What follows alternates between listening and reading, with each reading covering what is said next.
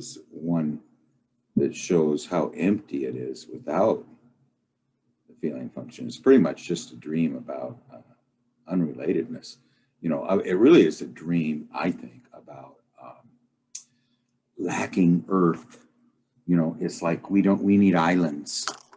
We don't have any. So we're just, adrift in the unconscious with no standpoint, that aspect of being excluded. But we'll go through it. I was just going to tell you my nephew, and I think he's going into the 5th grade, grandnephew, was just out of the blue is telling me, I have a lot of dreams, and he starts telling me his dreams. And one of his dreams was, he says, this zebra kicked me. And after he kicked me, he said, the grass just opened up, and then I fell down into the ground on a chute, and it never ended, And I told him, I says, well, isn't that kind of like Alice in Wonderland? And he says, who's she? And I said, well, she is a pretty important person, and you need to know more about her. And then I showed him this here. Let's see if I can.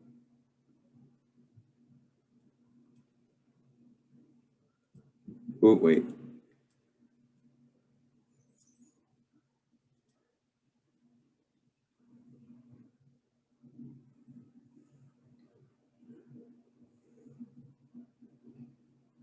It should have showed him the old Disney one too. Yeah. Well, I could have. This was the first one that came up. Okay. But it's just falling forever. Right.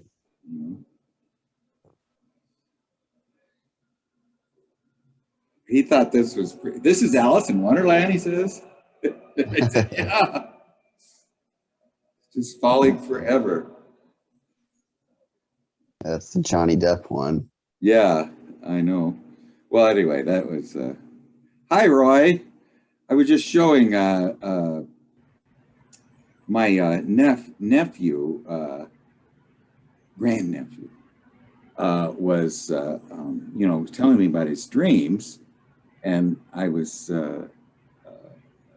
he says, this zebra kicked me. He told me a lot of them. He says, but all of these dreams, he says, are a continuation of a dream I had before, and he said, this one, a zebra kicks me and I fall down, but then the grass opens up and I fall into the earth and I fall on a chute, and it never ended. I just kept sliding and sliding and sliding. And so then I told him, I said, well, that's just like Alice in Wonderland. And he says, who? And I told him, Alice in Wonderland. And he had never heard of Alice in Wonderland. So I just showed him that little film of her just falling and falling and falling. I think, like Charles was saying, the Disney one's good, but this one is pretty good too, where she just keeps falling and falling and falling. In the rabbit hole. Yeah, down the rabbit hole. Now, see, that's really what I think is happening in Tim's dream. Now, it's very alchemical, because he's up on the side of a mountain, and if you look at that, at his drawing of it, everything is needle sharp. The tower's needle sharp, the jets are needle sharp. That's the rapier or the knife of Logos, and it makes this circle around the valley, the Vale of Tears, where he should be. And, and then it comes around and sits right in front of him. And then it lets this symbol of verticalness, the arch symbol of verticalness, suddenly coagulates. It comes down into the earth. And what it's saying is this attitude that we have that's so high up needs to go into the earth. It was real. I don't know it's just to me, it's very alchemical, and that's one thing I was thinking. The next after we get done with this one book, I thought first we'd go through Anima Animus by Emma Young. It's real short, and then maybe just pick the highlights of the book by Edinger about alchemy. You know, just the sublimatio, the coagulation, and then the solutio. At least those four, and maybe the prima materia. Definitely conjunctio. The conjunctio, yes, we'll do the conjunctio too. But you know, calcinatio and mortificatio, and you know, is okay, but you know, I don't want to bore everybody to tears. I was gonna see if I could just introduce a short dream that I had last night because I found it so please interesting. Do. Yeah, go right ahead. So I haven't been dreaming too much recently, but I had this dream that was something happened in it that's very similar to a lot of other dreams I had. I was like with someone like viewing these children that were in somewhere dark where like the entire ground was covered with like snakes and spiders and horrible things, and they had to like pass over something, and they were basically these pilgrims children. Oh, children. Yeah Children, and they had to pass over snakes and spiders. Go ahead. Yeah, and they're basically in a situation where they very well might fall into the endless floor of just horrible creatures, and they would faint. They would have a really difficult time, and they'd be like tripping and falling, and they're very scared, and they would faint. But then the life force of God in the universe would take over their body and animate them and just cause them to levitate and float away to safety. And I say to the guy, look, you see, this means that the life force of the universe is autonomous. Like, this is proof that it's autonomous and that it, you know, runs through everyone. And I was trying to like make a point to him, like, see it. Wow, that's I mean, and I don't know if you read Roy's dream. Whew. Can't wait to get to that one. But the Amfortas wound. Whew. It is some dream. I'm surprised you're still alive. That is. I am too. Well, I am. Yeah, I mean, that is a dream of dreams. It really is. It's one that you would often. I mean, it seems to me it's such a pinnacle dream. It's amazing. But anyway, that let's just go quickly about that dream. Is that these children, these youth aspects of us, are encountering, which are the highest development of the life force of the rebirth, is encountering the life force that has not differentiated yet. So you've got the differentiated life force versus the undifferentiated life force, and which is the spiders and snakes, you know, which are dangerous. The undifferentiated life force is very dangerous to the differentiated life force.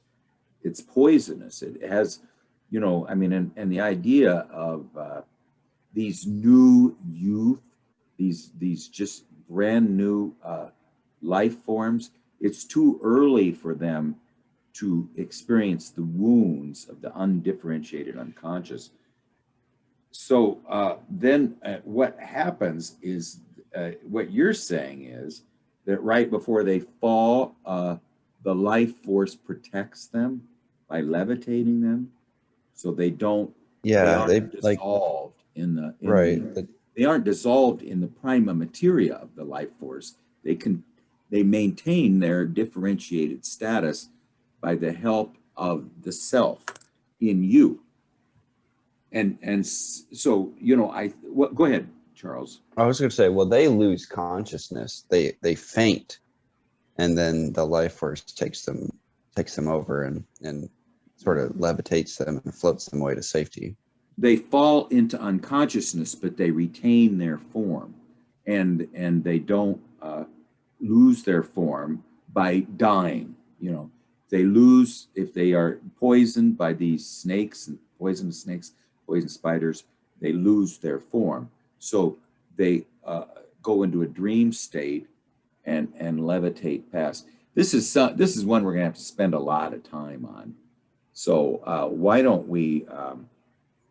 If I will try to write it down, but why don't we go on your dream first, Charles, and then if nobody else is here, let's quick do Roy's dream. You know, but is that okay? I'm going to put it in the. Yeah, no, it's fine. Yeah, but I mean, this is a very important dream. And now, Well, what find was it your thoughts interesting. about it, Roy? Do you have any thoughts about it?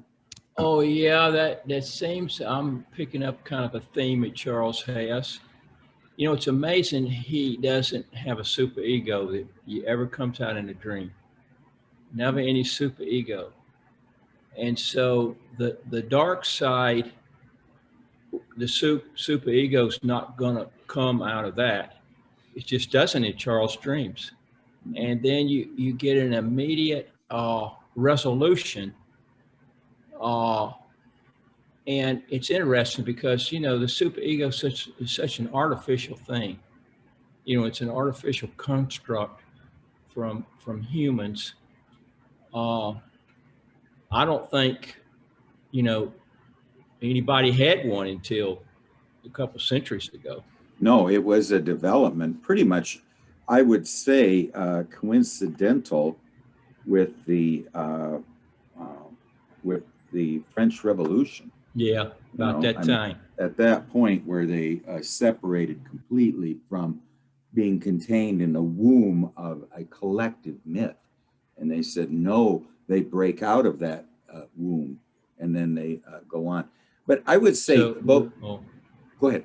Yeah, and so usually when you see something scary, you don't faint. You know, that's sometimes women do. You read that or see that on TV or whatever, where women faint when they see a mouse or a snake or something. But when I see something like that, it usually kind of wakes me up.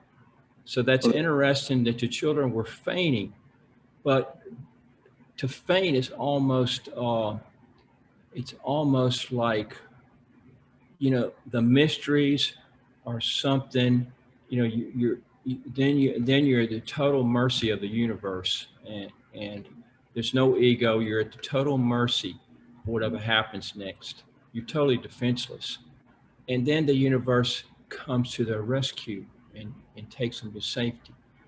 And that's kind of like grace, you know, that's kind of when it happens, when you're at your lowest point or something like that breaks, and then you get to experience it. So it's a very interesting dream. It is. I mean, there's two kinds of dissolution. You know, there's the dissolution of fainting. And I'm thinking of the animals that faint would be possums, playing possum, and then also. But they don't really faint. No, yeah, but I mean, they go into a state of as if they are asleep. They're playing possum, and that's different. They're actually aware. It's just they're pretending.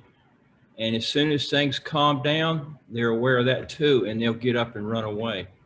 Or if you're carrying one by the tail, he'll reach up and bite you on the wrist. You know, they know what's going on. They're playing possum. That's different than fainting. Yeah, they're faking it. They're faking it, Craig. I'm telling you, I've been out in the country with a lot of possums. Well, there's our dogs. Well, we got doggy doors. Every once in a while, they'll bring a possum into the house. And I see all three dogs sitting there, and the possum sitting there like a cat. I mean, it's just sitting there. It's awake and everything, and it's watching TV with the other three dogs. And so I yell up to Amy. I say, "Possum in the house! Possum in the house!" And then I run down into the basement to get a laundry basket, you know. And she yells down, "It's dead, Craig." I said, "No, it's not. It's playing possum." Yeah. And then we also had my sister had fainting goats. You know, they whenever they get something really, and there's no kidding about that. I mean, they really do faint, you know, but normally the adrenaline so it's fight or flight, you know. And in fact, I think there's even one other. Or faint. Fight, flight, or faint. Yeah. You know, I mean, that's the three things. But why don't we look at your first dream, then look at Roy's dream, and then if nobody else is here, we'll come back to that one. Is that okay, Charles? Yeah, that's fine. Yeah. Okay. Well, do you want to reread the dream, or should go? Why don't you just? I've got it in there. Do you want me to just start on it, or go ahead? I'll read it. Okay. I was at my cousin's wedding, and no one was there that I recognized. And yeah, that made me sort of uncomfortable. And though my friend Michael was there, and I don't know, I remember looking around at everyone and just hoping to see a familiar face. I did not have a suit, so I could not attend the ceremony or be the best man. It was generally just felt awkward. And there was a girl that I mistook for Nicole, who worked at Russell's with Molly, and she was another server. And I went to the house further, and someone did recognize me. First, I thought it was my cousin's best friend, Joe, but as I got closer to him, it turned out to be someone completely different, and I had no idea who they were, though they said that they had seen me before in a class they took, but I did not know what they were talking about. So I continued through the house to the back porch because there was a really good view of the skyline I was in some city downtown somewhere. I just look out at the city and say, where are we? And I feel quite excluded, so I jump off the balcony down to the street. There's a couple people down there that I walk past to get into a building. I wanted to be alone, but there's people all around. And to my left, there was an exhibit on ancient Egypt that I had seen before. I did not want to go there again, but I wound up over there, and there's some kind of heavy-set lady came over, started talking to me, complaining of an injury, but it was just some minor cut on her hand that sort of annoyed me because, you know, I wanted to be alone. And we started talking about old CD-ROM video game demos, and I was sifting through old Game Boy games. Many of them were old Pokemon games, and that's the dream. Okay. Well, now this one just reminds me of a lot of dreams. I mean, first of all, it seems as if, I mean, we just were talking about the life force. There's no life force in this dream. The life force is missing in this dream. And it reminds me also of the dreams about that we don't have any earth. We have no standpoint. We're just, we're a ghost there. We are really in the Egyptian world of the dead, you know, and that's why we don't want to go there.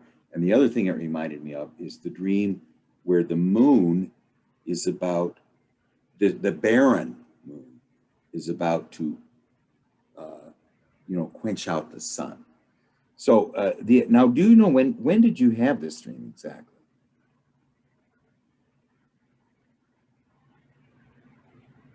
You know when you had this dream, Charles? I'd have to look. It was You recently, said May 21st. May, yeah, May 21st. Okay, yeah, okay. That sounds right. Okay, all right. Now, first of all, let's just go through the images really quick, but because I think Roy did a very good job on it last time, especially the suit, I think, is so important.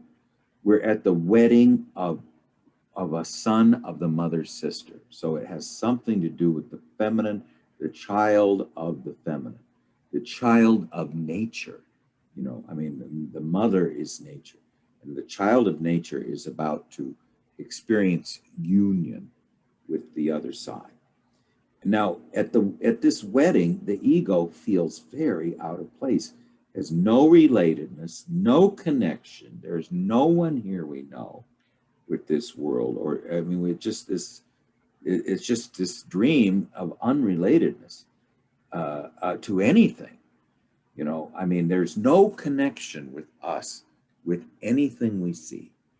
You know, it's just as if we're a ghost. You know, pretty much. You know, it really is showing us what Roy was talking about was the super ego, or that one woman told us when in the dream about the four running on all fours. When you saw the beautiful girl, do you want her? And you said yes. Are you interested in her? And you said yes. And she says, well, you need a new suit.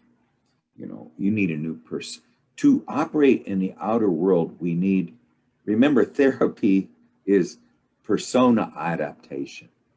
And it's important because if you don't have persona adaptation, then the life force is just dissipated. Anyway, I'm just going to keep going through it. And I want to tell you something else too. You know, the dream, we can't be too hurt by what the dream is saying to us, because it's really is trying to help us and to heal us, but it's trying to show ego another way of being, or to show us what we look like to it, you know. And this is a lot of this, I think, has to do with just sort of you know that you're going to have to raise yourself. I don't think anyone raised you when you were a kid, so now you got to raise yourself. And I think you're doing a really good job of it in Maine. I mean, he's getting promotions, he's getting better quarters, and everybody thinks he's doing a really good job there. So that's why I wanted to know when this dream occurred. You went to Maine on May 1st, right? So this is just a couple weeks after you were there, and you're feeling a little uncomfortable. Yeah. You were feeling excluded when you were there. That was what I was hearing from you, that you just were spending all your time in your room, and certain people wanted to, I mean, you saw cliques. I mean, I can't remember what you said. Okay, now you recognize only one person, and he apparently is the shadow. What do you think of Michael? Who is Michael?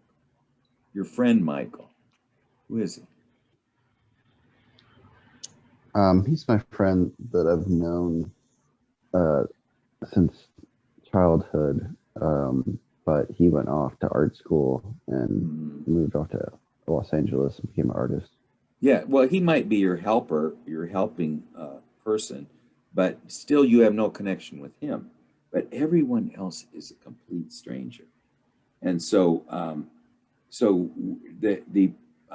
now the fact that we don't have any suit, and so we can't participate in the ceremony, and we can't be the best man. Oh my God, that's a pretty big statement. So we don't have a persona, our suit. Our persona is not adequate to be connected or related to this union that's occurring between the son of the great mother, and which is richly important, but we can't participate in it. I mean, why can't we participate in it? Everybody else is participating. The reason we can't participate in it has to do with our own attitude, not anybody being mean to us, other than the fact that we don't know anyone there. And so now this might also have to do with your first couple weeks in Maine. So ego feels out of place, all this activity, etc. We have no emotional connection nor any personal relatedness. And even the anima is unknown to us and unrelated to us. Okay, now we go further into this house of unrelatedness. We go into the back, which overlooks a land unknown to ego. So, this is pretty much the blessed land, but we don't have any relationship. This is pretty much our homeland, but we feel uncomfortable. And this is what I used to say about myself all the time. I felt uncomfortable in my own skin.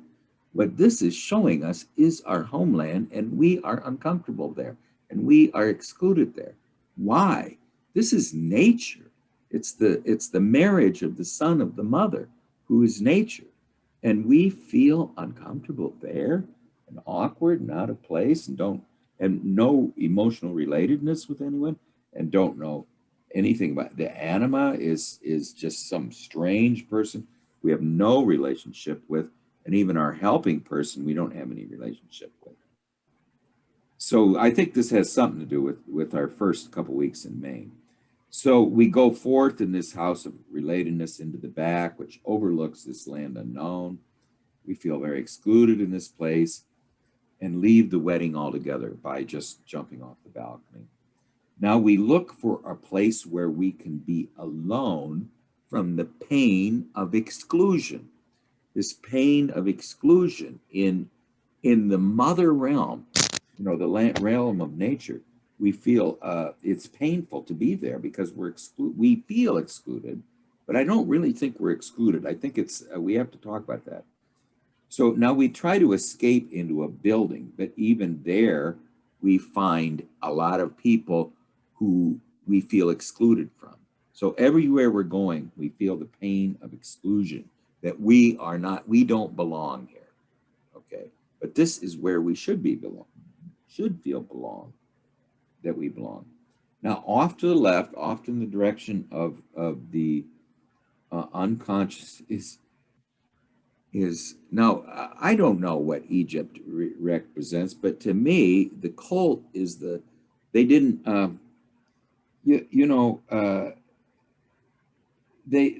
they're the whole religion is rejecting life, and it's a cult of death. I don't know, maybe you can tell me more about it, what you think about it is, but it is that this life is just a preparation for what happens after physical death. And the whole idea, this was the amazing thing about alchemy. You had all these sort of Gnostic people from Macedonia and Greece who come down into Egypt and see all these chemists that are trying to preserve the physical body.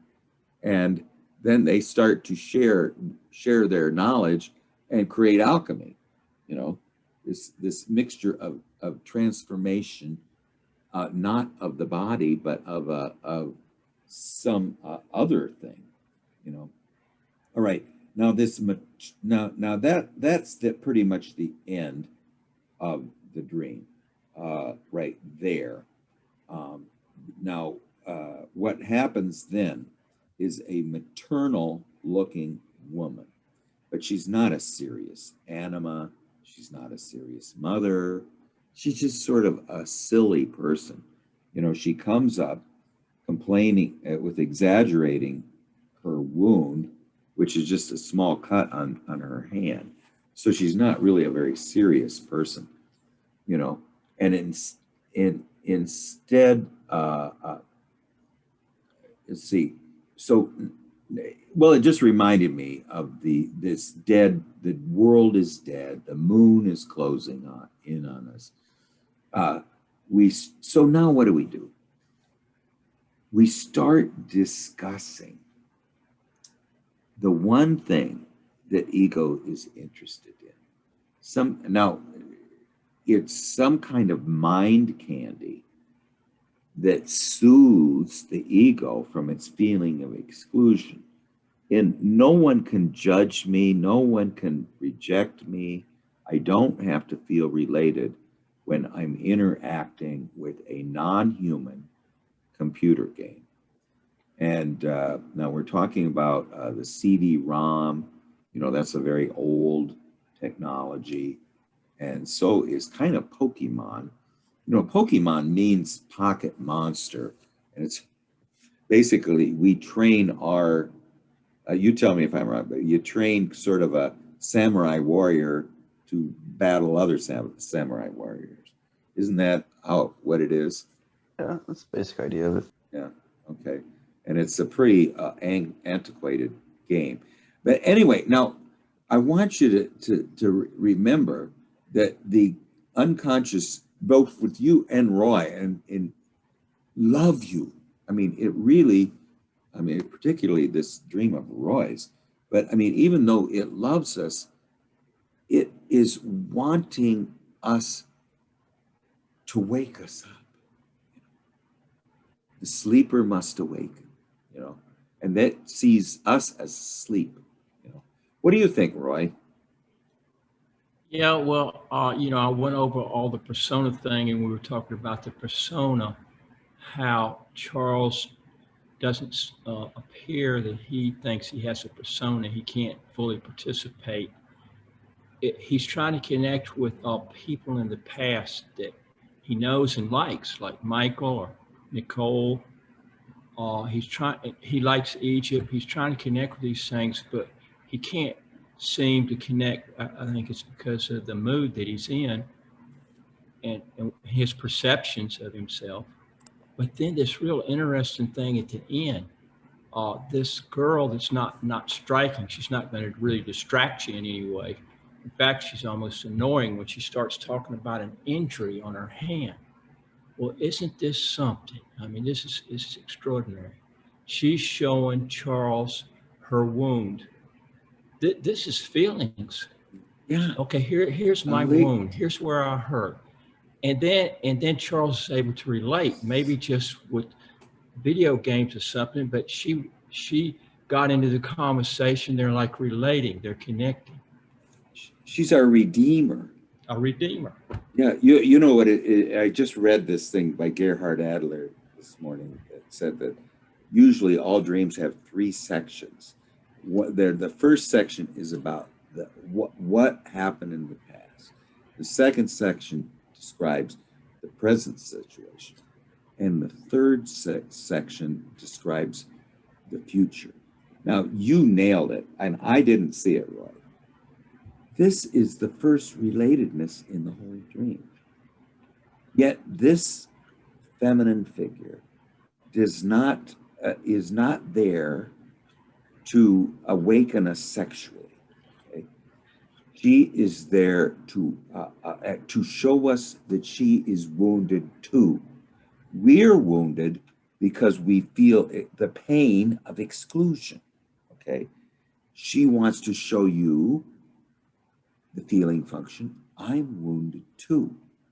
You know, I have a picture of my cousin, her brother. This was taken about 60 years ago, but her brother was missing his two front teeth, and he's smiling, showing his two front teeth missing, and she does it too. You know, so she's saying, I see you're in pain. I want to show you I am your sister. I am related to you. I experience pain too.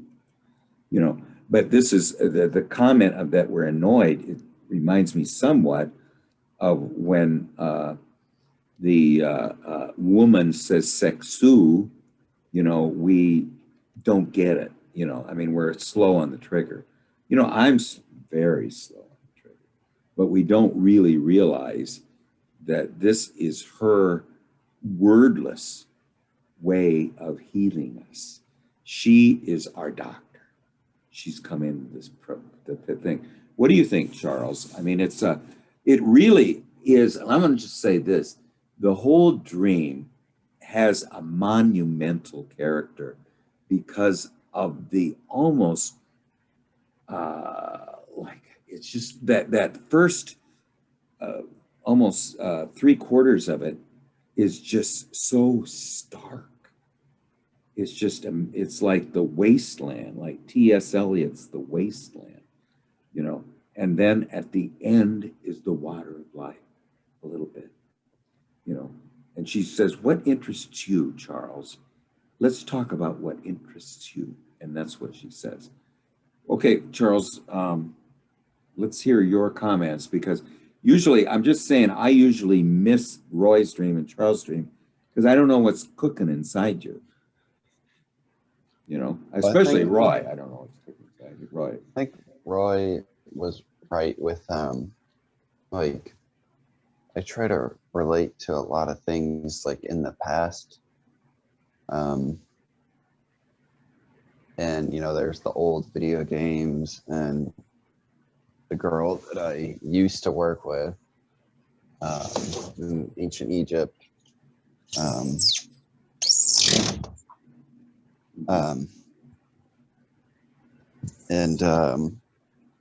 Yeah, I don't know. This girl just kind of annoyed me, and I wouldn't think so much that you know, I guess it makes sense that I'm kind of just I don't want to be bothered by people's feelings. I just don't really.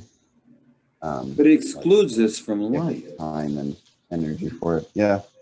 It really excludes us from life, because you know what the anima told me, and you know, she says, if you don't value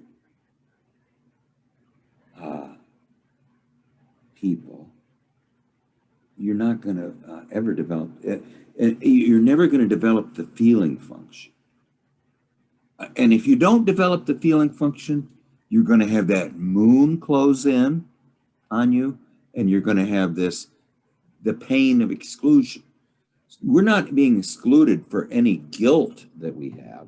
We're being excluded because we value something other than relatedness. Now, that whole first 3/4 of the dream is showing us what our life is like when you said, I don't have time for feelings. You know, and then you said that one time where you go to the party, just grab a bunch of food, don't talk to anybody, and run back to your room and eat it. You know, and I told you, I said, hey, you need to make at least a 5-minute or 2-minute or 3-minute offering to the goddess of Eros. You need to go up to somebody and say, like my wife says, to go up to somebody's desk and say, who's this little guy? You know, I mean, the whole idea is the only way you learn the feeling function is to participate. Roy, what do you think about the feeling function and the ineptness that Charles and I sometimes demonstrate? And we don't have time for it. We got more important things to do. Yeah, I'm in the same department. I think it's just something ubiquitous of modern times, that the paradigm that we have in the 20th century, even the 19th century, especially the 20th century, it's not about feelings. It's about, you know, you look at all these movies and comics and stuff, it's like these people don't have any feelings. You can shoot them and stab them. They can do all these terrible things that happen, and they just seem impervious to it. It doesn't emphasize the feelings, and then that sort of permeates into society. We're a society that we're not in touch with our feelings, and you can't embody. There's no way to embody or make friends with your body or become grounded and it's so important to have the body because it gives you so many things in your mind. Your body and mind give each other feedback back and forth. It gives you a certain certainty. Oh, I'm breathing. Well, the body likes to breathe. We forget to breathe and we breathe automatically, but maybe we don't because we're not even paying attention to it.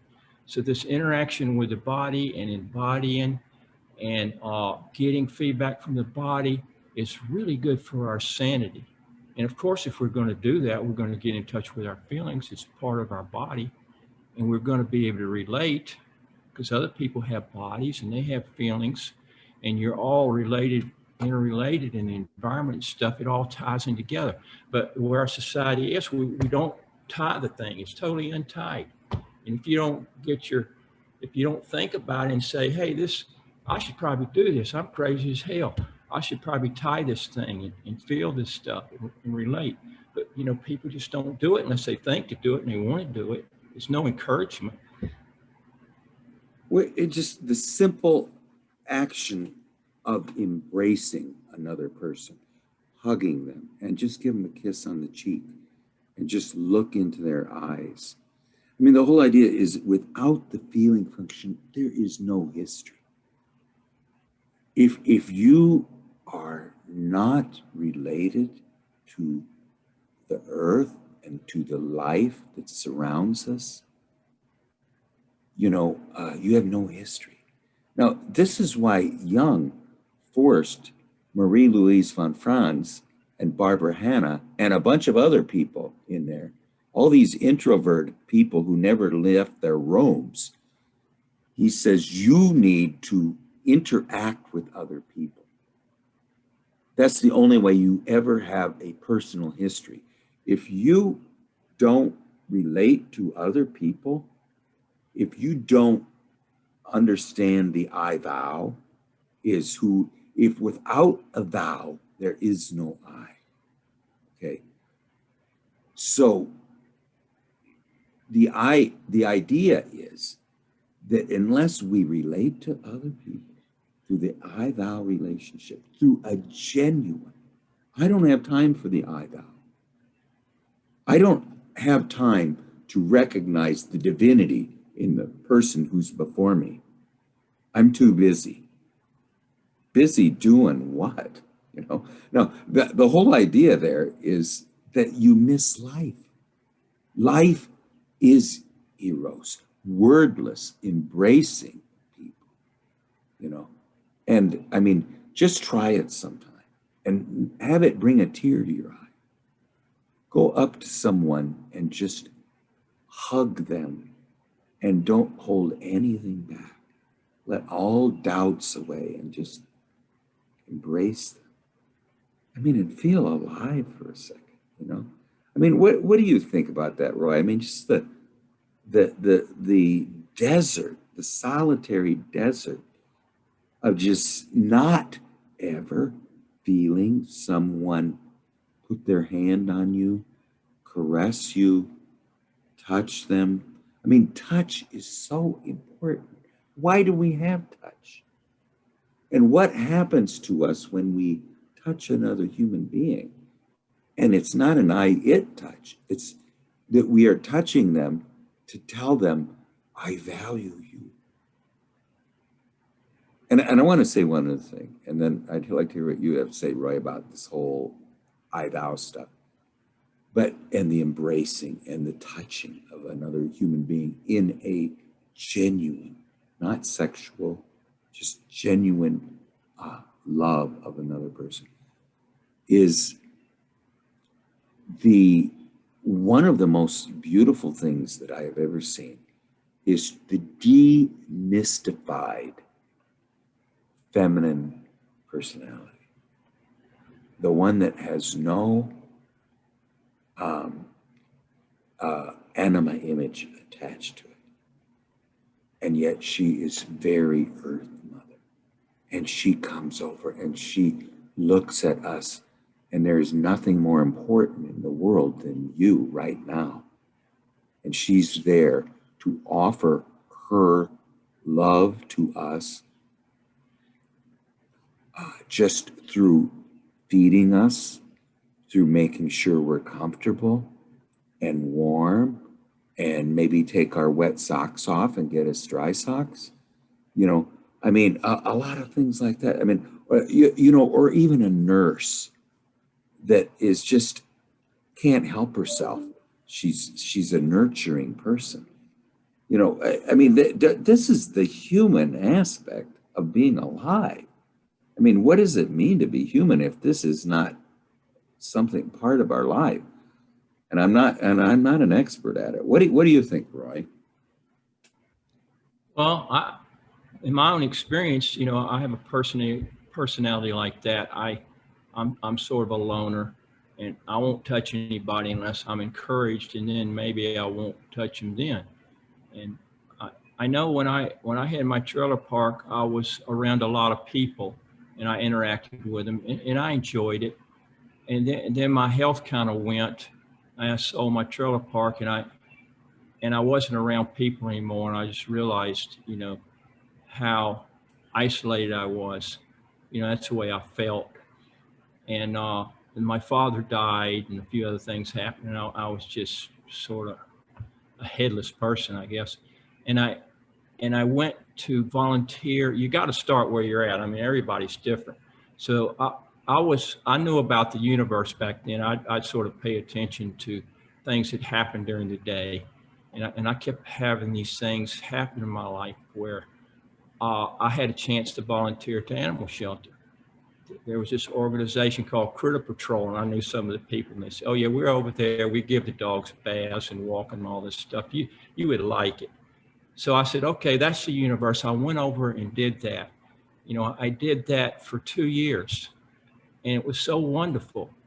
Just to walk those dogs and to hug them and to find them homes and give them baths and have that friendship and connection. It wasn't humans, but it was dogs. They were close. It's a starting somewhere, and I kind of went from there, and I just realized how important that it was, how healing it was, to get me back into society. Well,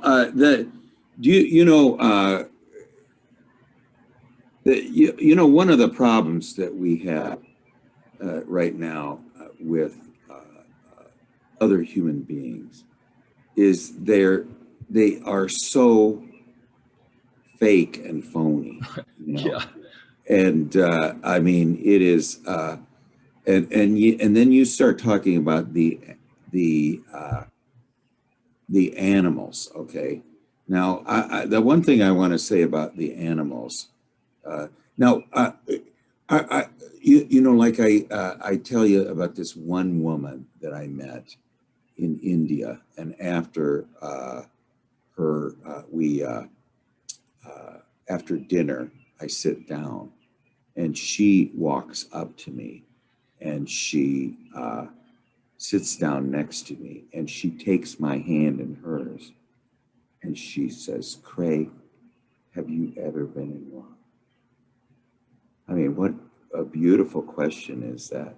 But now, regarding relating on an I-thou level to the animals, because of the complicated aspect that we're facing with humans who all they care about is looking at their cell phone.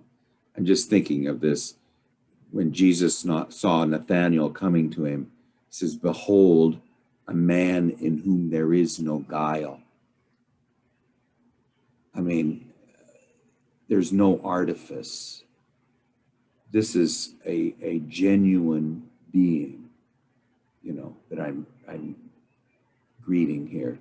And now, what do we think about with the animals when we see a puppy come up or a dog come up to us and look at us and realizes we care about it? The look of love that they give us, they're conscious. I mean, the only thing they lack is this diseased ego, that, I mean, I know you don't like me to say that, right? But I mean, one that thinks it's God, and has now become its own God. That's the people in whom there is guile, and their God is their cell phone or their bank account or whatever, But now the interesting thing in this dream is the Redeemer, the future. Now that was the last scene, so Gerhard Adler would say, well, this sort of represents what the future is this woman in whom she's not Nicole, she's not Molly, yet she comes to us and says, "I'm wounded." Now, maybe her hand is not wounded, maybe it's got just a small cut on it, but she's not saying, "Don't look at the cut. Don't look at the cut on my hand. Look at the cut in my heart. I'm wounded. You're wounded. Let's talk. And I don't care what we talk about. You tell me what you're interested in, and I will listen what my wife always says, and her father used to say, that listen to understand, not to respond. You know, I mean, it's just this very genuine, deep listening, you know, and she is our Redeemer. Okay, now she's the one that could have stopped the barren moon from extinguishing our sun, you know, in that other dream. So the two things in this now, Roy always wants to know what the two most important things in this dream. One is that we have no suit. We can't participate in the life, the pain of exclusion comes because we have no suit. We have no persona. And this has been told to us at least twice. But I think it also is told to us when it says we don't have any islands either. I think that is a suit, or it's a standpoint, you know, an ego standpoint, you know. And okay, fine, we don't have a suit. We need a suit. We know we don't have a suit. But then this healing one comes up. And yet what we say, I don't have time for I-thou relationships. All I have time for are I-it relationships. Now, what kind of world is that? Well, it just showed us what an I-it world looks like. The only type of relationships I have time for are I-it relationships. I don't care that you are another being with God in you. I don't have time to relate to you with feelings. I don't want to hear about it. Now, the other thing is that a lot of us are diseased, but you know, it's hard to learn to speak genuinely to anyone. You know, I mean, I don't think any three of us here like chit chat. You know, we hate chit chat, and that's why we avoid social events a lot, because we can't stand it. Well, where do you find the venue to have genuine conversation? And my wife is always telling me this too, is that, you know, you don't really, I mean, trying to talk to you about what's going on in your life, you just don't, you have nothing for me. You don't tell me anything. And I think the whole idea is there is a weakness there that I won't wallow in my problems, you know. But on the other hand, I think what I need to do anyway is I need to find out. Don't wallow. Don't. You know what's amazing, and now you know this. You've heard this. You go to a party and you don't tell anybody about yourself. You ask about the other person, and you just keep asking questions about the other person, and you try to get to their deepest truth, you know, and try to get rid of, what kind of car do you like or something, but you try to get down below. And that's painful for me to do that. But then that person goes away and says, that's the most interesting person in the world, you know, and you didn't tell them one thing about yourself. But what you did do is ask them about them, you know, and showed them that you are interested in them and you value them. So anyway, Charles, are you ever going to, what do you think? Are you ever going to, is your future going to have the woman who you discuss are suddenly having the first interesting discussion with? What do you think? Is that your future? Is she your redeemer?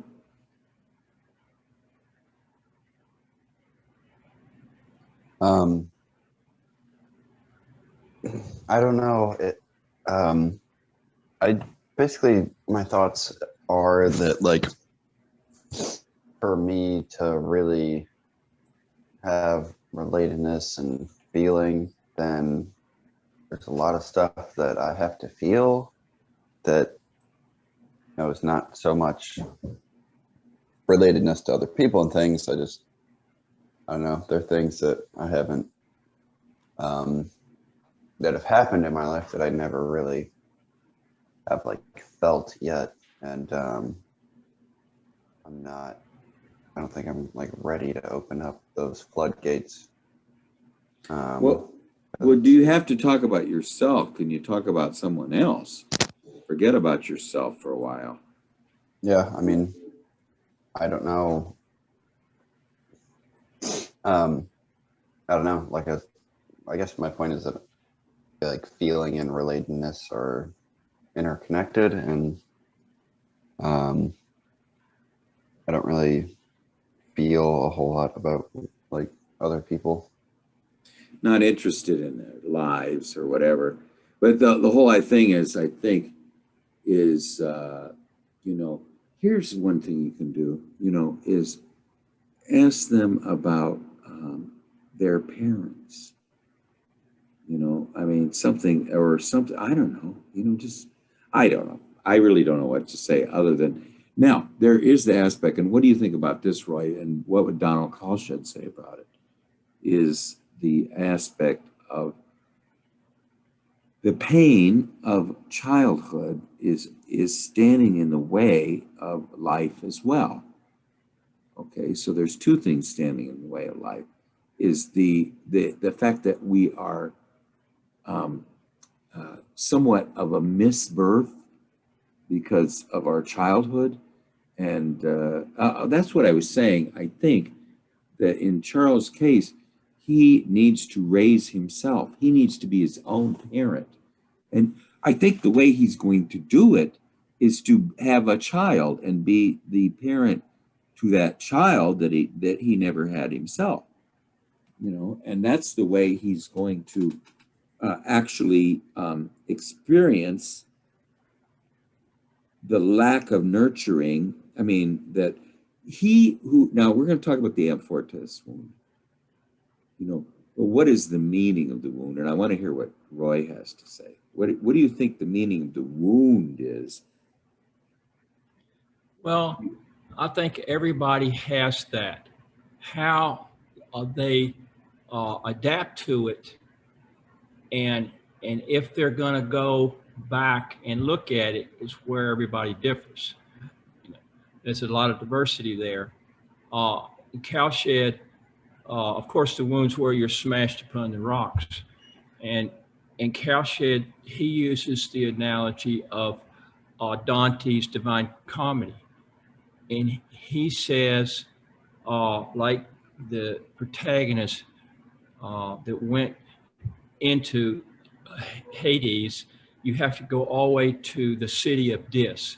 Dis is the devil, and in Divine Comedy, he has a city down near the bottom of Hades. You have to go all the way to the city and go to the front door, and demand entrance into the city of Dis. In other words, you have to totally confront your wound, and the devil wouldn't let him in, Dante in, and about that time, because he did that, because he went all the way to Dis and he faced the front door, and the devil, an angel came, and he was allowed entrance into the city of Dis, and then after that he was on his ascent. That was the change, and that's where he started his ascent. So eventually, if you don't face this, if you don't face your wound, eventually it will destroy you. I mean, that's it. There's no other option. Yeah, well, and by facing it, I think what means is that I think we need to get distance from it. We need to objectify it a little bit, and we need to have compassion for that part of us that suffered that. And that's why people go to counseling and psychotherapy, because they provide that environment. It's very difficult to do by yourself. It is. Very few people can do it alone. It's possible, but that's what psychoanalysis is about, to provide an environment to be able to do that. Yeah, so we got two issues here. One is your dream is showing this unrelated, bleak universe, but it really is your homeland.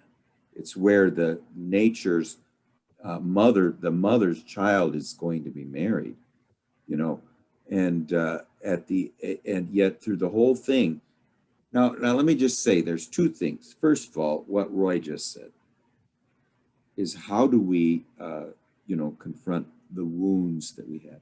I really think the whole idea, and Roy, I mean, Charles has a sense of this, is that he is going to heal it through being the best parent that ever lived. You know, that's how he's going to heal his wounded childhood. But on the other hand, is the ego going to be so stubborn after it has a dream like this? Isn't it going to realize that it needs to make an offering at the altar of the goddess Eros at least once a day? At least once a day, we need to make, how stubborn is the ego? I don't do that. I don't have time for it. I'm not interested. Nobody interests me, you know. I mean, now, so what we're saying is that we want to live in an I-it world. Can't we have one I-thou relationship per day? Give yourself 3-minute window to do it.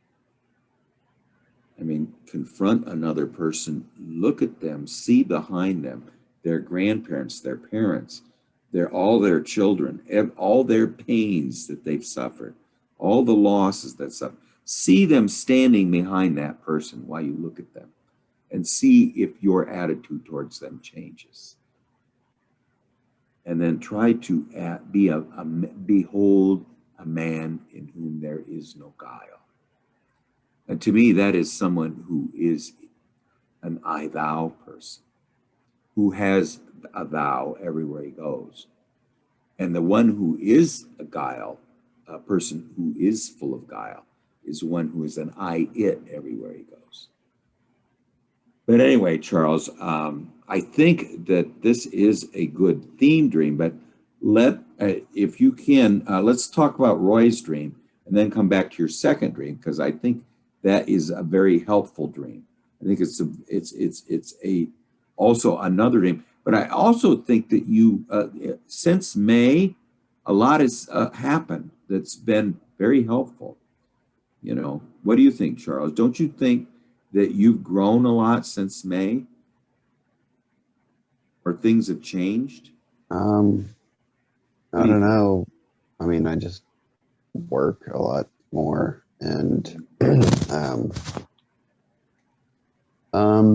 know. I'm just more responsible. Mm-hmm. I guess I would say. Well, yeah, and I take work a little bit more seriously, and I'm a lot more dedicated to it.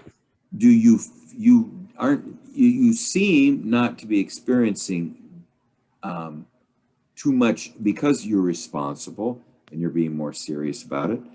I think that other than you do think you need a little bit of that. What is it that you call that? The Chemvid or whatever it is. Kratom. Kratom, but you are you don't seem to be as depressed as you were when nothing was happening. At least something is happening now, so you're doing something. So I think there is a big change for the better, definitely. I would agree. Yeah, I mean there is some evolution occurring. But anyway, again, dreams are urgent. You know, they usually are urgent, and let's just keep going. We'll look at your other dream, but why don't we look at Roy's dream, and then I'd like to hear your other dream one more time because I don't think I got it. Roy, would you read your dream? Okay, let's see. Thank you. Okay, Charles. Yeah. All right. This dream was on the 6th of June, Amfortas wound. I was part of a tribe of gold miners that lived in the foothills of a mountain. We found gold and lived prosperous lives. We were at a communal lodge one night, sitting around a large wooden table, having a merry time drinking and telling stories. We drank so much, we were all just kind of looking at each other in a stupor. We were waiting for what happens next. No one knew or could remember, and we all passed out. Just before I passed out, I remembered my friend Bill Slick, who died by suicide. His tragic life at the end reminded me of Amfortas wound. I thought, I can't articulate what that wound is, or even if I could, no one would understand. I passed out. The next day, I knew of gold miners who lived at the top of the mountain. It was a legend, and when people went looking for them, they found nothing. I had this feeling I could find them with this knowledge about the wound. They would appear. So I journeyed up the mountain and found their lodge. I knocked on the door, and a man appeared asking me my business. I told him about Amfortas wound. He granted me entrance. He told me I was to be a guest at a wedding. This, when I read this dream, it was just so sacred.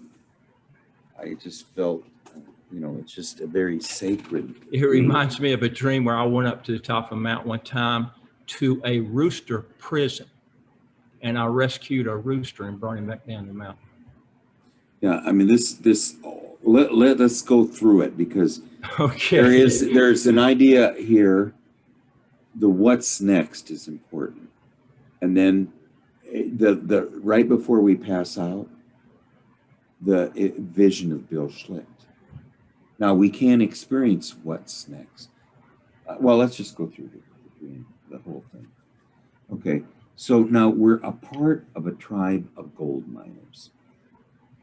But I think right now we are a part of the tribe of the gold miners that mine real gold, not the gold of alchemy. And we're searching in the depths for it. And the tribe lives at the bottom of a mountain. So, Black Elk said that Mount Harney Peak is the central mountain of the world. But he said the central mountain is everywhere. But we seem to live at the foothills of the central mountain of the world, and it's a mandala. So we are mining gold at the foothill of the central mountain of the world, but there seems to be something missing. There was much material wealth, and the tribe lived materially well. And at the communal lodge, seated around the table, where everyone is fat and happy, and but they're getting a little bit drunk, telling stories and stuff.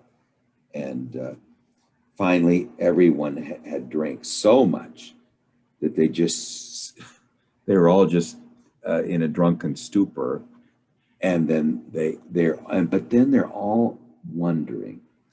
There is a great, this fact that they experience the exhilaration of living in time and space to its fullest, but it's not enough. What's next? We have all the material wealth we need. We have friendship. We have this wonderful feast, and we've drinking the ambrosia of this world. But then we all look at each other and we say, this is not enough. There is something missing here, okay? And now, so now everyone goes into it's like a spell was cast on this tribe. And the spell was what's next. And then everyone passes out, but right before they do, the dream ego has an image, a vision of Bill Schlicht and his Amfortas wound. Okay. Now, the Amfortas wound, Amfortas means, it's an old French word that means the infirmed one, infirmity, it has something to do with that, and now at least in Wagner's version, he goes forth to kill Klingzor with the lance that pierced Christ's side. But Kundry, seduces him. Klingzor takes the lance and pierces his side. So he's wounded by the lance that pierced Christ's side, and it will never heal. Okay. Now, what von Franz says about this wound is it keeps us close to the earth. St. Paul had this wound, keeps us close to the earth. So when we experience transformation, it is very important that we keep our feet on the earth. And the only way we can keep our feet on the earth is through a wounding that makes the ego realize it's not God. I mean, it has both a feeling of that it is incomplete but also experiences the most divine mystery. So it's not going to, it will not be inflated by the divine mystery. Say, I am the divine mystery, because of the wound. The other aspect of the wound is it activates the healing mechanism within us. You cannot heal others unless you have the healing medicine awoken in yourself from experiencing the wound that you're going to heal others with. So once you've experienced that wound, now you can heal others. So there's those two aspects. Of course, in Amfortas, the Amfortas wound. Do you want to say a little bit about Bill Schlick and why this was even, he committed suicide, but Yeah. let's just hear a little bit about him. Okay. My ego must have leaked into the dream a little bit, where I was thinking about Bill Slick just before I passed out in the dream. Bill Slick was a retired psychologist, and when I was living in Key West, I knew a lot of people that were Unitarians, and I went to that church, and so I knew Bill from the mid '80s. And the strange thing about Bill is that he was kind of isolated from his family. He was divorced, and he had a son, and his son wouldn't talk to him. And he was sort of bitter for some reason. And he met this woman at the church. Her name was Marion. And Marion could have been his mother. She had a daughter the age of Bill, who was an attorney. And Marion was a publisher. And Bill and Marion went everywhere. And they left Key West in the summer when it's hot, and they went traveling up to Sioux Falls. She was from Sioux Falls. And they just had the best time together. It was just fun to be around them because they just liked each other so much. And then, of course, Marion died because she's so much older than Bill. And Bill he never recovered from it. And several years later, he committed suicide. He had found somewhat there's an aspect that he became alive in her. And so now they had actually become one being. And so when she left, there was a great big hole left in him. Yeah, he was one that never went back and dealt with his wound, which we've been talking about. There's so many people like that. They never went back and dealt with it. It was this hole, and that he really experienced something that he had been searching for all his entire life in their life together. And suddenly, when it's gone, you can't get it back, and you can't get it anywhere. How old was he at that time? When he committed suicide, he must have been about mid-60s. Mid-60s. All right, now, and I don't think that remember the dream is, I think, using this as an analogy for us. Now, this is all so magical. Okay, first of all, it's just unbelievably magical. Okay. That what's next? Something is missing.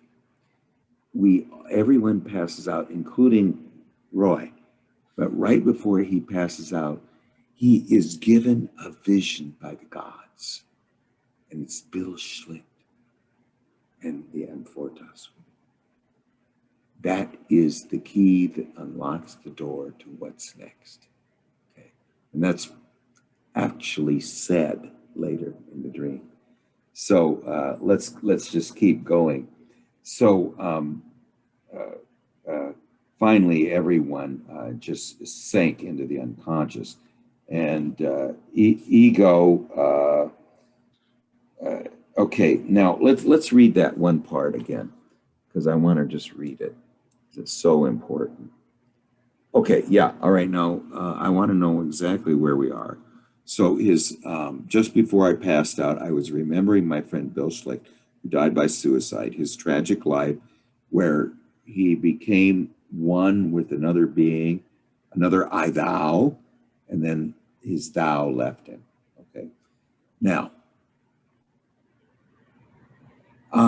in the dream, you are thinking that you can't articulate what wound is, or even if you could, you can't put it in words, or even if we could, no one would comprehend it.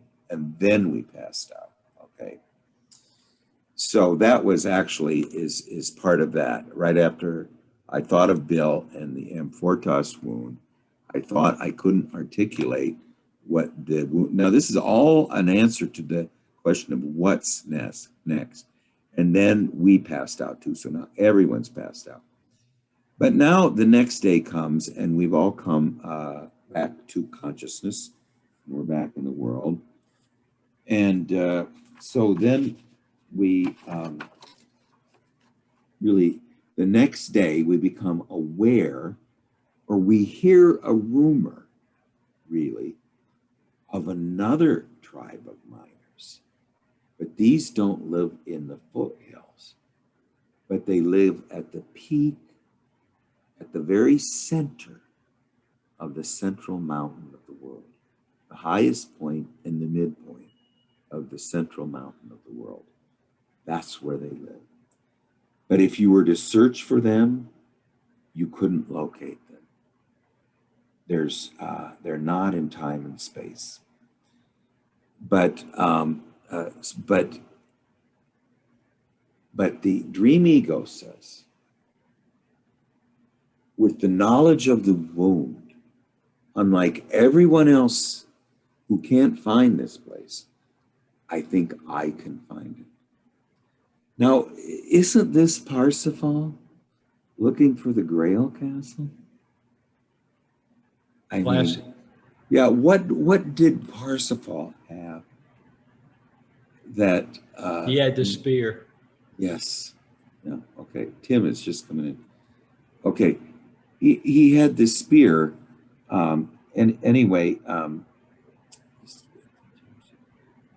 hi Tim, we're just finishing up Roy's dream, and I don't know if you read it, but I think when we're done with it, we can also look at your dream. I had a few comments on it, but we'll just finish up. Why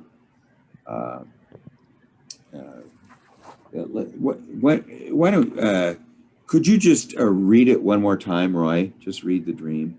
Okay. I had this past Saturday, Amfortas wound. I was part of a tribe of gold miners that lived in the foothills of a mountain. We found gold and lived prosperous lives. We were at the communal lodge one night, sitting around a large wooden table, having a merry time drinking and telling stories. We drank so much we were all just kind of looking at each other in a stupor. We were waiting for what happens next. No one knew or could remember, and we all passed out. Just before I passed out, I was remembering my friend Bill Slicht, who died by suicide. His tragic life at the end reminded me of Amfortas' wound. I thought, I can't articulate what the wound is, or even if I could, no one would understand. I passed out. The next day, I knew of gold miners who lived at the top of the mountain. It was a legend, and when people went looking for them, they found nothing. I had this feeling I could find them with this knowledge about the wound. They would appear. So I journeyed up the mountain and found their lodge. I knocked on the door and a man appeared asking me my business. I told him I knew about Amfortas' wound. He granted me entrance. He told me I would be a guest at a wedding. Okay, now just to reviewing Wow. what, yeah, isn't that beautiful? I mean, I just, Yeah. when I was reading it, it was just absolutely sacred, you know. But the first part is the dream ego is belonging to a group of miners of the common goal who live at the foothills of the central mountain of the world. They have all the material things they need, and all the food, but at a great feast, there is a sudden realization that there's something missing, and that it crystallized in the question everyone there was asking was, what's next? There's something missing. Okay.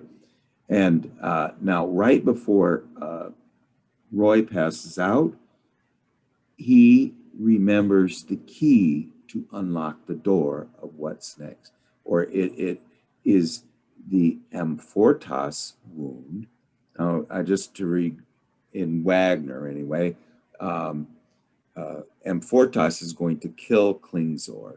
He's the son of, I think, Tutelar or something, and Tutelar dies, and then he's going to go kill Klingzor, who's been, you know, just being a real pain in the butt to the kingdom.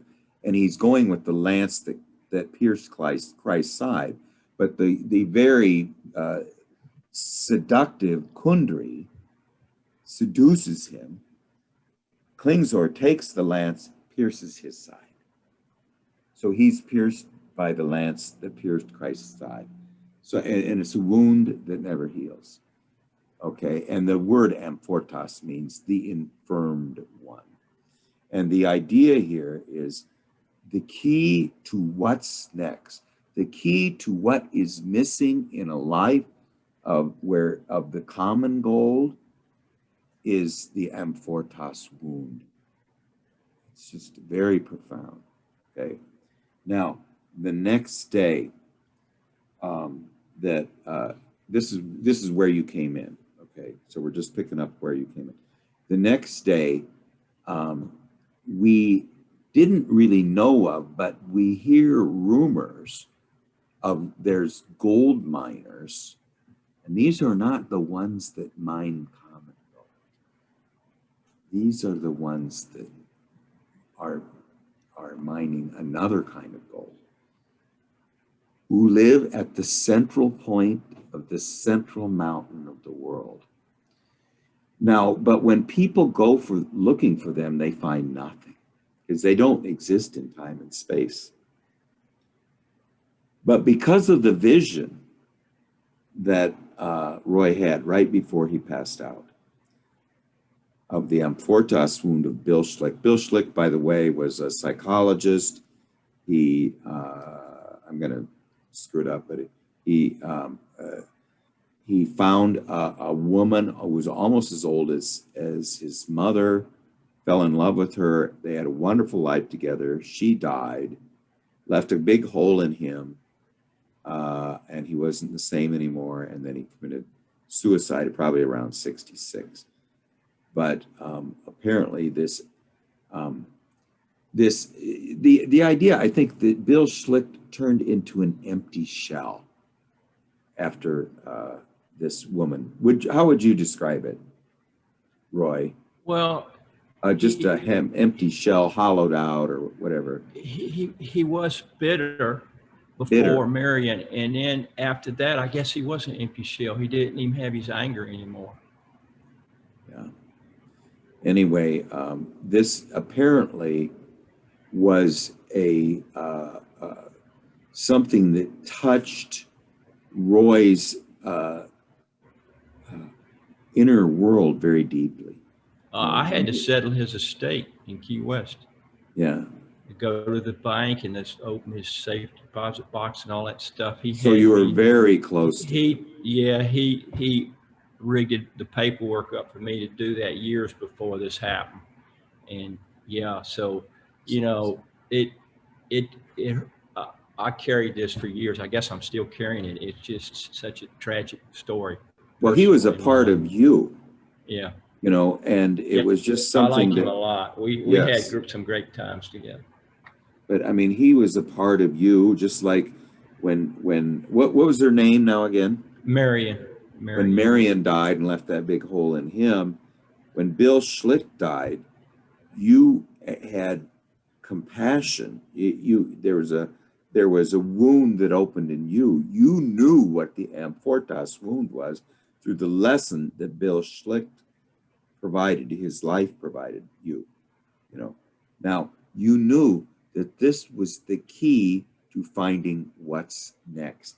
And now, and this is right where we're getting to, is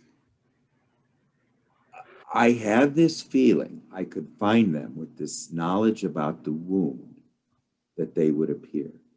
So we have. Are you saying wound or womb? Wound. WOUND. Yeah. Okay. I had this feeling I could find them with the now. I'm going to put it in the chat one more time here. Just put it in the chat real quick here. All right. Okay. So he has actually become Parsifal. You know, I mean, that was right where you came in, as we just decided that he is Parsifal. Don't you think, Roy? Oh yeah, right there. No doubt about it. Okay, and so I got that. Lost it. I just lost the last part. So you found their lodge. No one else has been able to find it. No one could find the Grail Castle other than Parsifal. In fact, the brother of Amfortas told him, no, the rule is one time. You can only go once. You can't go back. He says, I will go back. And he does it. I think, it's just, it is a real mystery of how but he did get back. But the idea was the humanness of it, and the drivenness is, I am going to find the uncommon gold. I am going to find what's next. And I now understand what the Amfortas wound is. The first time he went there, he was told a knight does not ask questions. And so when the wounded king comes out, he said nothing. And the thing that would have cured it was to understand what the Amfortas wound was. Then what's next would have happened. The Grail would have appeared, and the king would have been cured, through his own wound, But now, so anyway, this is through this. Now Roy has become Parsifal. So he knew, even though no one else could find this place, not the place where you have all the wealth you need, but it's the commonwealth. He knew he was going to find the place of what's next. The place of what's next are also a tribe of gold miners, but the place of what's next is not the miners of common gold. It's the one of the gold of transformation, and they don't exist in time and space. And the only way you can find them is the way Parsifal found the Grail Castle. They used to say people would ride back and forth over the place where the Grail Castle was and didn't even see it. you know. But now, how did Roy find it? He found it through the knowledge of what would heal Amfortas, is the knowledge of what a wound is. And remember, he says there that that I can't articulate what the wound is, and even if I could, no one would understand what I meant. So it's sort of this wordless understanding of the wound. Now, like I say, I can't, every time Roy has a dream,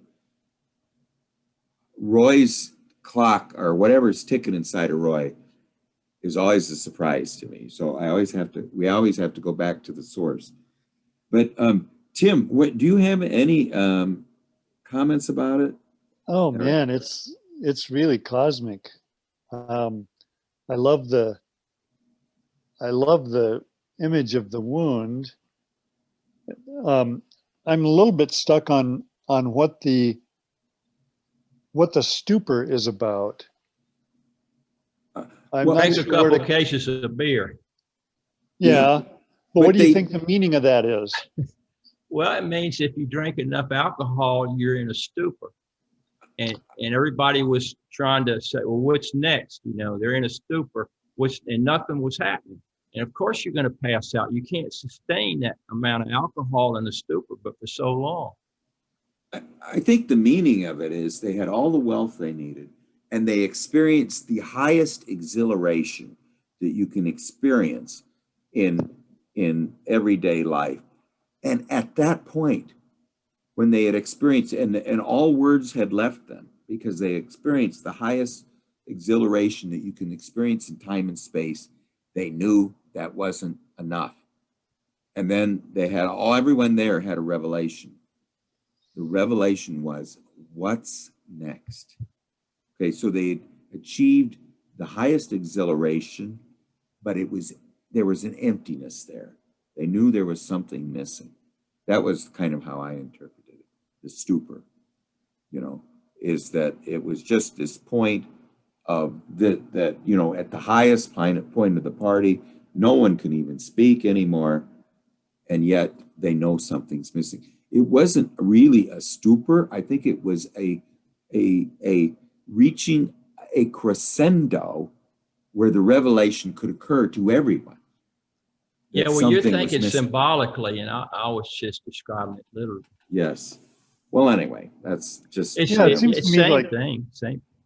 I think that it offers an opportunity to reach some kind of spiritual gnosis, even though the doorway is open and there's no indication of how to pass forward.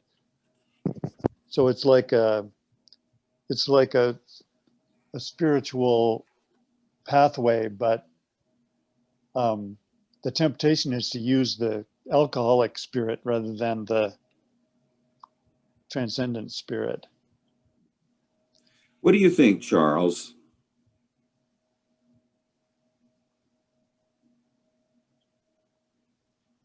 There? Okay.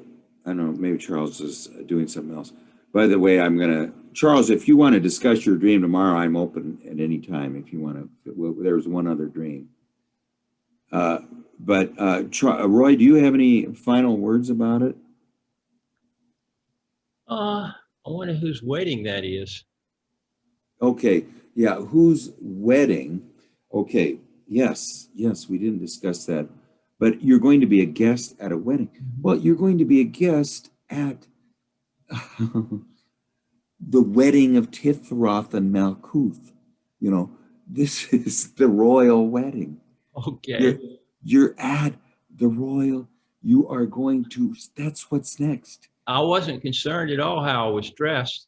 No, but you're going to experience, but they let you in. Oh, yeah. And they are saying you are a guest at the wedding of Tifroth and Malkuth. You're at the royal wedding. I'm game. Yeah. I'm just saying, this is an absolute, Roy, you know, this is an important dream. Oh yeah, Yeah. I mean, I don't know how Yeah, you, I was that's what I stunned. said. I don't even know how you yeah. move on with it. I maybe we could talk about it a little later, but I just wanted to kind of finish on Tim's stream, just some comments, Sure. and then Charles, I would like, if you are available at any time tomorrow, let's go over your second dream. We went over his first dream. But anyway, let's just go. You're high up on the mountain and you're in fascination. Now, if we can get that picture up there, do you have the picture available, Roy? I have it on my computer, but I don't Yeah. know how to get it on here. Okay, all right. But I let's have see. it. I just wanted to You point have out it, one I little have it. thing. Tim drew it. Yeah, let's see. Okay, if you can find it, Tim. Let's see. Yeah, I think I should be able to find it here. Yeah, all right. Well, I just wanted to point out one little thing on this. Yeah, Yes. it's a lot of logos. Yes. in it, the way Well, yeah, that the one thing I the wanted to point figures are out, drawn. that Yeah. the tower and the jets themselves are very needle-like. So they're almost knife-like, look at how knife-like they are. So they are representing this very, the differentiating aspect of the logos, that is very far from eros. Okay, now it forms a circle. It goes over the valley of the Vale of Tears, and we're up on the mountain watching. It goes over the valley of the Vale of Tears, stops right in front of us. Okay, and then it positions this very needle-like aspect of verticality in ourselves, of the spiritual aspect of us, or that aspect of it is very vertical. It positions it, and then it drops it into the earth, and it becomes one with the earth and disappears. So what this means, to me, it's very alchemical. We are in a sublimadio, and we need to coagulate. We need to come down to the earth. We're too sublimated. Now, I was, let's just hear, we only got a couple minutes left. Roy, we'll go into more of this next time, Tim, too, because don't you think this is pregnant with possibilities? Yeah. Yeah. What do you think, Roy? Oh yeah, I just thought it was interesting how it all dropped down into the earth.